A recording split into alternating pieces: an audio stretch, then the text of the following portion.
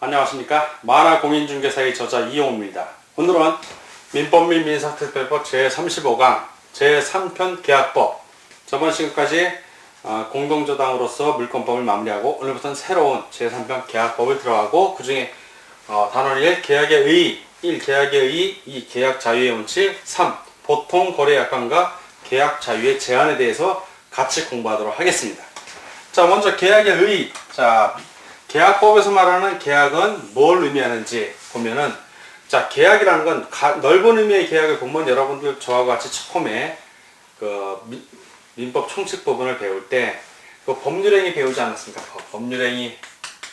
자, 법률행위 배울 때 법률행위를 그 법률행위는 한 사람의 수에 따라서 뭐뭐로 나누냐? 단독행위. 자, 그 다음에 두 사람이 하는 계약. 그리고 마지막으로 이제 여러 명이 하는 합동 행위로 배웠습니다. 단독행위는 상대방 없는 거, 상대방 있는 거 이렇게 했고, 상대방이 없는 거는 도달의 문제가 발생하지 않고 상대방 있는 건 도달해야 되는 거. 그래서 이거 상대방 있는 거 동처리가 취상해 해주며 해갖고 동의, 철회, 취소, 상계, 뭐 해제, 해지 뭐 이런 거 배운 게 기억이 날 것이고, 상대방 없는 건 유, 제, 포 해서 유언, 재단법인 설립, 포기. 자, 그리고 계약행위는 서로 대립하는 의사 두 개가 합치해서 의사의 합치로 이루어지는 거. 오늘 배우는 거 계약이 그 계약입니다, 바로. 그리고 합동행위는 뜻을 여러 사람이 한 방향으로, 즉 그 사단법인 설립행위를 생각하시면 될 것입니다. 재단법인은 재산으로 이제 설립하는 법인이고, 사단법인 사람들이 모여서 설립하는 법인은 여러 사람이 하나의 목적을, 계약은 대립하는 것이 합쳐서 의사의 합치로, 그 계약이 바로 이 계약입니다. 오늘 배우는 계약이. 자, 요때 말한 이 계약은 바로 광의의 계약이에요. 광의. 넓은 의미의 계약인데, 자, 그러면 광의 계약이 어떤 것이 있는지, 자, 넓은 의미에서는 이 계약을 어떻게 나누는지 보면, 구체적으로 들어보면 이 광의의 계약은 종류별로, 첫째, 채권 계약이 있어요. 채권. 우리 물권법 배울 때 계속 채권 채무 얘기했죠? 그게 다 채권 계약들이에요. 물권 계약은, 자, 두 번째, 물권 계약. 소유권 이전 등기하겠다는 거, 등기. 그리고 저당권 설정 등기 계약. 그 등기 계약에서 저당권 설정하고 돈을 주고받는 건 채권 계약이지만, 저당권 설정 등기를 하는 그 계약은 물권 계약이에요. 이건 물권의 변동을 목적으로 하는 계약이고, 채권 계약은 개인 간, 사인 간의 채권의 발생을 목적으로, 채권 채무 발생, 또 의무 발생, 이런 것들의 계약을 말합니다. 자, 그리고 이제 준물권 계약이라고 있어요. 준물권. 이행의 문제는 안 남죠.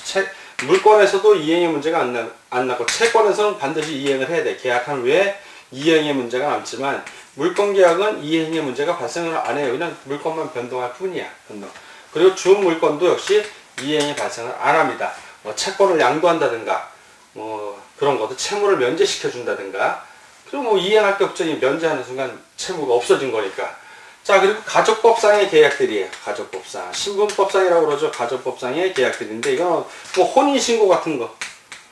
역시 혼인신고 같은 경우도 그 계약입니다. 그 혼인과 같이 이런 신분법상의 법률관계 변동을 목적으로 하는 계약도 광의의 계약입니다.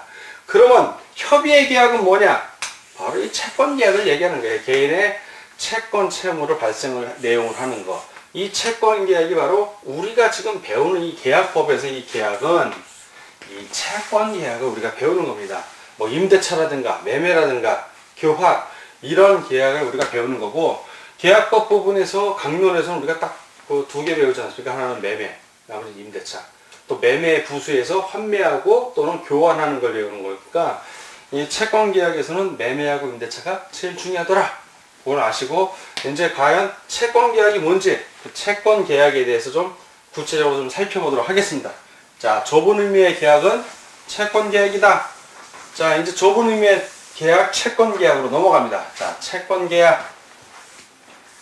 개인의 사인 간의 그 채권 발생을 목표로 하는 계약입니다. 이게 바로 좁은 의미의 계약이고, 일반적으로 계약 그러면 채권 계약을 말한다고 생각하시면 맞습니다.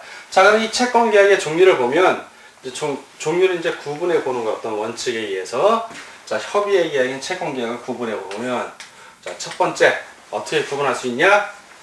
민법에서 정한 정해진 형태의 전형 계약이라고 있어요. 딱 14가지 있어요. 14가지. 14가지 전형 계약. 매매, 임대차, 뭐 교환, 뭐 쭉 나온다. 우리 교재에 나와 있습니다. 읽어보시면 아니까 넘어가기로 하고 그 외의 것들은 다 비전형 계약이라고 그래요. 비전형. 전형 계약 이외의 것들은 비전형 계약입니다. 두 번째. 쌍무 계약하고 쌍무 계약. 편무 계약으로 나눌 수가 있습니다. 편무 계약. 쌍무 계약은 쌍방이 의무를 부담한다. 편무 한쪽 편만 의무를 부담한다. 이 얘기예요. 쌍무 계약은 서로 쌍방이 의무 채무를 하는 거니까 매매라든가 매매 한쪽은 재산권 이전을 해줘야 되고 한쪽은 대금을 지불해야 되고 뭐 교환 뭐 임대차 이런 거 생각하시면 됩니다. 임대차 같은 경우 임대에는 임대 목적물을 제공해 줘야 되고 임차에는 차임을 지급해야 돼요. 돈을 지급해야 돼요. 자, 이런 쌍무 계약은 서로 상호 간의 계약이니까 서로 의무를 부담하기 때문에 동시이행 항변권을 주장할 수 있어요. 나중에 동시이행 항변권 배웁니다. 즉 한쪽이 채무를 이행하지 않으면 다른 쪽 역시 너가 이행하지 않으니까 나도 이행 안 한다. 매매 같은 경우 대금을 지급 안 하면 나 재산권, 소유권 못 주겠다. 이런 거예요. 동시에 이행하라는 얘기예요. 자, 동시이행의 항변권이 되고 만약에 서로 쌍방의 책임 없는 과실로 어느 한쪽이 그 채무가 소멸이 된 경우에 없어진 경우에 반대급부를 어떻게 받을 것인가 위험 부담의 논리가 발생이 됩니다. 이 쌍무 계약에선 위험 부담이나 동시이행의 항변권 같은 경우는 나중에 자세히 배우니까 여기서는 쌍무 계약에는 이런 것들이 발생하는구나 라고만 알고 계시면 됩니다. 자, 편무 계약 같은 경우는 한쪽만 일방만 한 편만 채무를 부담을 하기 때문에 이건 뭐 동시이행이나 위험 부담 이런 게 발생하죠. 한쪽만 주면 되는 거야. 어떤 경우는 증여 같은 경우 증여하는 사람만 그냥 재산을 주면 되죠. 받는 사람 그냥 받기만 하면 되는 거예요. 그러니까 이런 경우 증여. 사용대차. 여러분들이 갖고 있는 볼펜 같은 걸 누구에게 빌려주면 이게 사용대차예요. 그 사람이 사용하고 돌려만 주면 돼. 뭐 돈을 집으로 사용했다고 돈 주거나 이런 거 아니야. 사용해갖고 돈 주면 임대차가 되는 거고 그냥 사용하다가 돌려주면 되는 거야. 그런 경우. 빌려주는 사람만 의무를 부담하죠. 현상 광고 같은 경우. 현상 광고. 자, 이런 현상 광고 같은 경우는 신문에 광고 내는 걸 생각하면 인터넷에 광고 내는가 뭘 한다면 여러분들이 이런 거 응모를 하면 그 중에 추첨해서 누구에게 뭘 주겠습니다 하는 게 현상 광고예요. 이런 것들. 이런 거는 채무자하고 채권자 사이에 어떤 결연성이 없어. 그러니까 동시이행 항변권 주장할 것도 없고 유추권 주장할 것도 없고 자, 이렇게 나뉘고 세 번째는 유상계약. 무상계약. 이 두 번째하고 세 번째가 여러분들 헷갈리게 쉬운데 유상은 보상. 즉 쌍방이 서로 있어요. 보상을 해야 돼. 출연. 자기 재산을 내놓는다는 얘기예요. 쌍방이. 자, 요건 쌍방이 출연을 한다는 얘기고 서로가 쌍방 출연.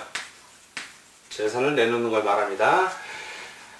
무상계약은 유상계약은 일방만. 자, 무상.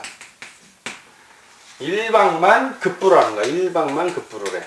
자, 그럼 가만히 보면 쌍계약은 쌍방이 채무를 부담하고 편무는 한쪽만 해. 유상도 쌍방이 출연하고 무상은 일방만 구해. 비슷하잖아요. 그러면 쌍무계약은 다 유상계약이다. 이 논리가 성립이 되냐? 그렇죠. 쌍무는 서로 의무를 부담하기 때문에 유상계약 맞아요. 자, 그런데 유상계약은 모두가 쌍무계약이다. 요건 틀립니다. 자, 요건 틀려요. 왜냐하면 여기 현상광고가 있는데 현상광고는 광고한 사람도 출연하고 그걸 보고 청약하는 사람도 출연을 하지만 요거는 편무계약이에요. 어느 한쪽만, 즉 광고를 보고 청약하는 사람만 의무를 부담하는 거예요. 그래서 현무계약인 유상광고. 요거 때문에 쌍무계약은 다 유상광고지만 유상계약은 쌍무도 대법원 쌍무지만 현무도 있어. 요 현상광고 때문에. 현상광고 때문에. 그래서 요거는 모든 유상계약은 쌍무계약이다. 이게 안 돼. 쌍무계약은 모두 유상계약이다. 이게 되는데. 자, 그거만 유념하시고 그 외에 이제 낙성계약하고 자, 네 번째. 낙성, 요물 이렇게 두 개 또 나뉘어요. 뭐냐면 낙성은 허락하면 성립하는 거야. 당사자 그냥 합의로 성립이 돼 그냥. 근데 요물은 합의가 있어요. 물론 낙성이 필요해. 서로 합의하는 게 필요할 뿐만 아니라 요구해. 물건을 요구하네. 물건 또는 어떤 기타 반대 구부를 반드시 해야 되는 거예요. 요물계약. 그러니까 재산권 이전하는 매매 같은 게 요물계약이죠. 낙성이면서 요물인 거야. 왜? 서로 합의를 하고 또 물건도 줘야 되네. 이런 거. 자, 그리고 계속적 계약, 일시적 계약. 계속적 계약은 계속 쭉 가는 거. 그 예를 들어서 보험 같은 거 생각하시면 돼요. 뭐 사용 임대차 같은 경우 쭉. 그러나 일시적 계약은 순간적이야. 매매를 생각하면 돼. 매매하고 소유권 이전 등기하고 개인 간의 채권 채무 다 잔금 지급하면 끝나. 그냥 일시적인 거야. 매매, 교환, 증여 같은 경우는 그걸로 끝인데 계속적 계약은 쭉 지속성이 있어요. 지속성, 소비대차, 임대차, 사용대차 이런 경우. 자, 민법에 지금 다 우리가 전형계약을 얘기하고 있는 거예요. 이 내용들이 다 전형계약을 얘기하는 거고 민법에서 정한 이 전형계약 14가지는 요식이다, 불요식이다. 계약서를 쓰기는 써. 근데 계약서를 쓸 때 반드시 이렇게 쓰라는 규정이 없어. 그러니까 불요식이에요, 불요식. 어떠한 특별하게 어떤 방식을 요구하는 게 아니다, 불요식. 특별하게 방식을 요구하는 경우가 있어. 예를 들어서 이 계약, 채권계약이 아니라 광의의 계약 중에 그 가족법상의 신분계약. 내가 혼인을 해. 그래서 결혼식장에서 결혼을 했어요. 결혼식장에서 결혼을 하든 말든 상관이 부부가 되려면 혼인신고라고 결혼식 안 해도 돼. 그러나 혼인신고는 반드시 해야 돼. 구청이나 그 동사무소, 요즘은 주민자치센터죠. 가서 혼인신고 써서 도장을 찍고 해서 내야만 부부가 되는 거야. 당사자 둘이 가서. 그걸 안 하면 결혼식 100번을 하면 뭐 법률상 아무 관계 아니에요. 그냥 결혼식만 했다 뿐이지. 결혼은 혼인신고래. 그런 거는 요식행위라고 그러죠. 반드시 혼인신고 서류를 작성해서 내야 돼. 그건 정해져 있어, 법에. 그렇지만 여기 있는 전형계약, 우리가 하는 채권계약은 불요식. 계약서는 쓰지만 계약서 어떻게 쓰라는 규정도 없고 그건 당사자들이 알아서 계약을 한 뿐이에요.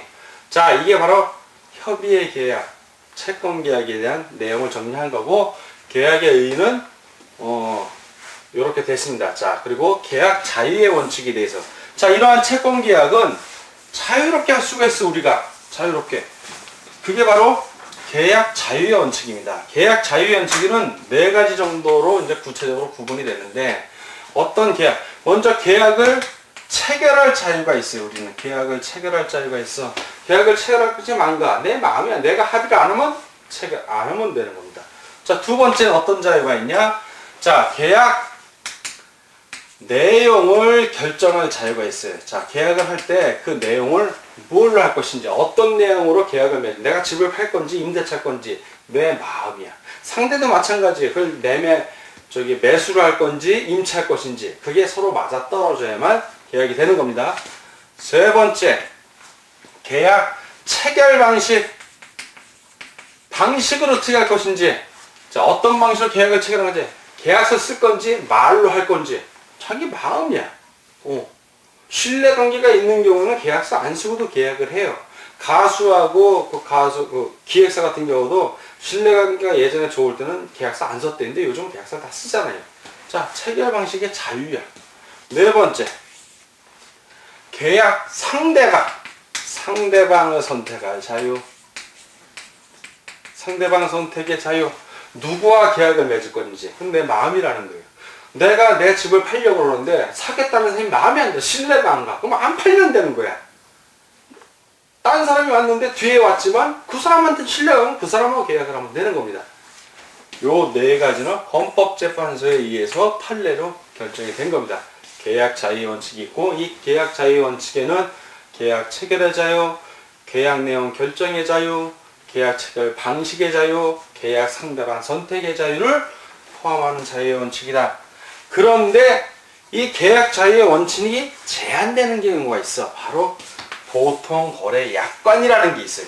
약관 그러면 여러분들 약관 그러면 보험이 떠오를 거야. 보험 계약을 할 때 꼭 약관 무지하게 두꺼워요. 다 글씨는 깨알같이 써 있어. 뭐가 뭔지도 몰라. 그 약관 그거는 조금 제한을 해. 왜? 그 보험자라든가 사업하는 사람이 자기 위주로 약관을 쓸 수가 있거든. 그렇기 때문에 계약하는 상대방을 보호해줘요. 고객을. 자, 그 보통거래계약 약관에 대해서 알아보겠습니다.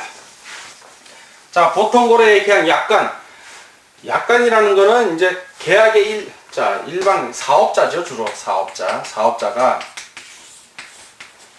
불특정 다수의 상대방이야. 상대방이 아주 다수야.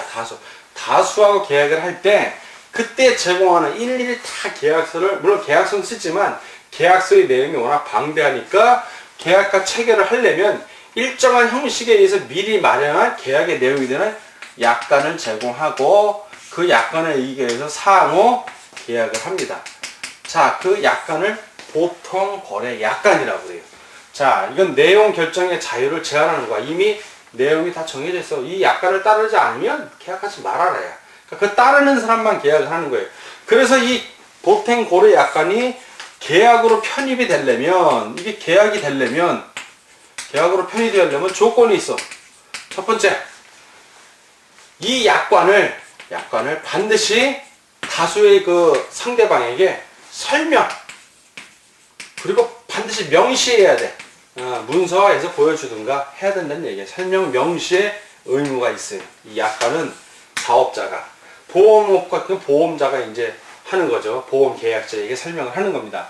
사업자가 약관의 내용을 일반적으로 예상되는 방법으로 명시를 하고, 보통 약관 책자를 주죠. 그리고 약관의 중요한 내용을 반드시 설명을 해야 돼. 그래서 고객이 상대방 다수의 고객이 이 약관을 이해를 해야 돼. 이해를 해야만 계약으로 편입이 되는 거예요. 계약으로 편입이 돼. 다만 계약의 성질상 설명이 현저하게 곤란한 경우, 또는 법령에 다 있는 내용, 그럴 때는 설명할 필요가 없어요. 법령에 있는 거니까 판례에서 그렇게 나온 겁니다.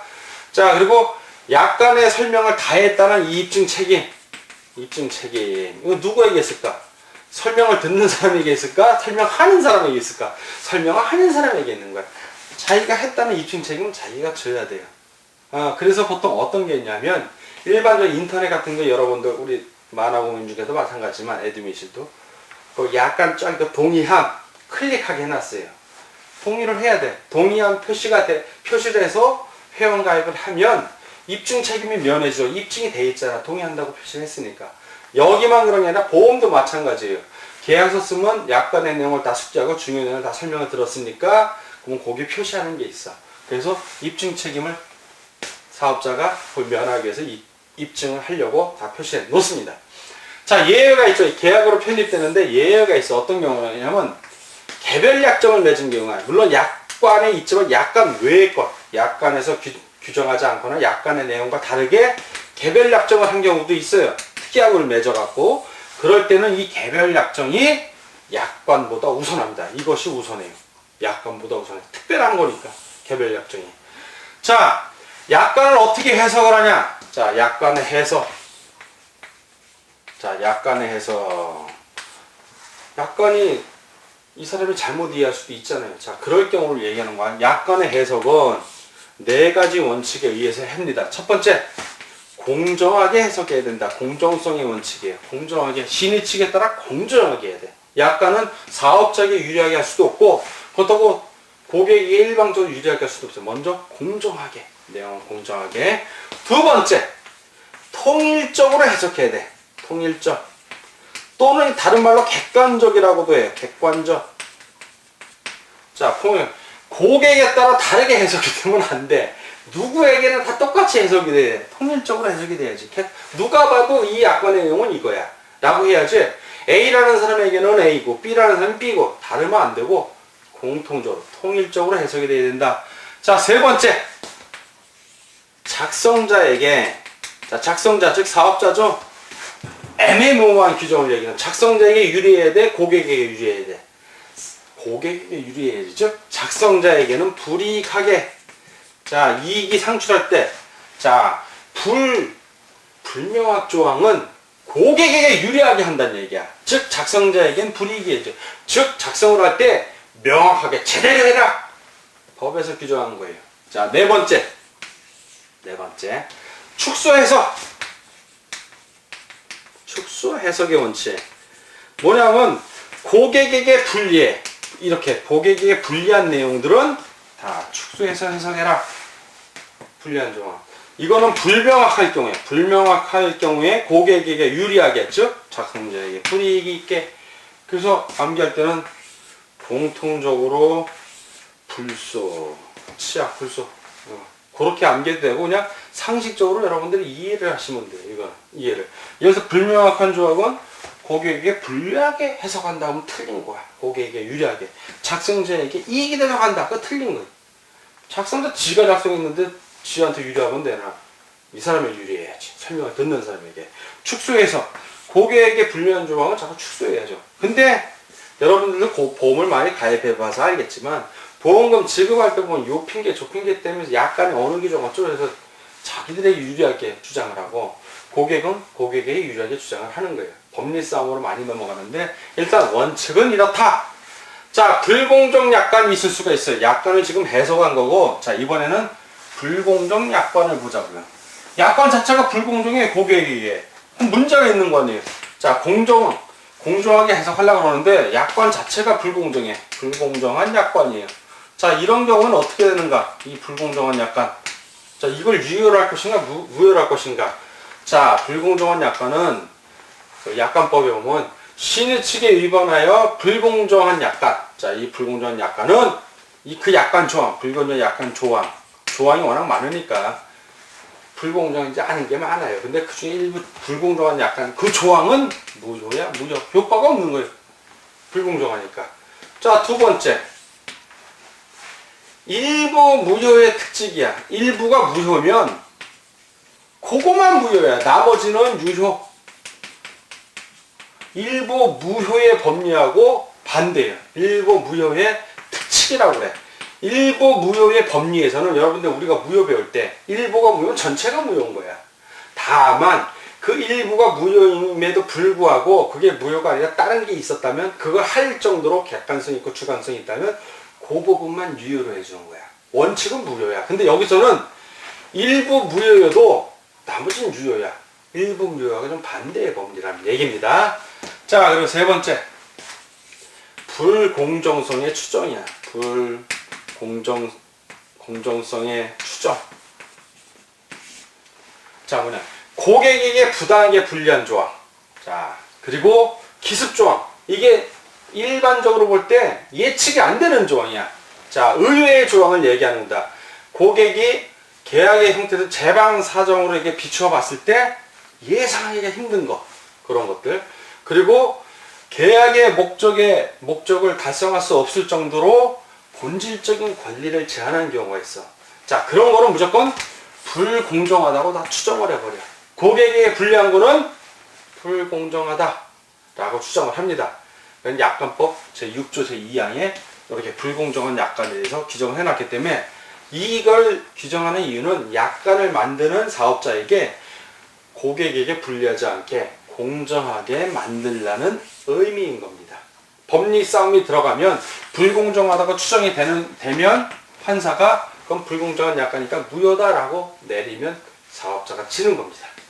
자, 근데 워낙 세세한 부분에 가서는 애매한 부분이 많기 때문에 그 특약 같은 거, 법을 좀 여러분들이 이제 배웠으니까 보험 가입할 때 특약으로 자세하게 누세요. 나는 이러한 경우 이렇게 하고 싶다라고. 그래서 그 해석을 제대로 공정하게 받을 수 있게 해야지, 무조건 보험 계약자 하는 그 보험 그 설계사 말 듣고 했다가는 나중에 정작 사고가 일어나서 보험금 받을 때 못 받는 경우를 많이 봤습니다.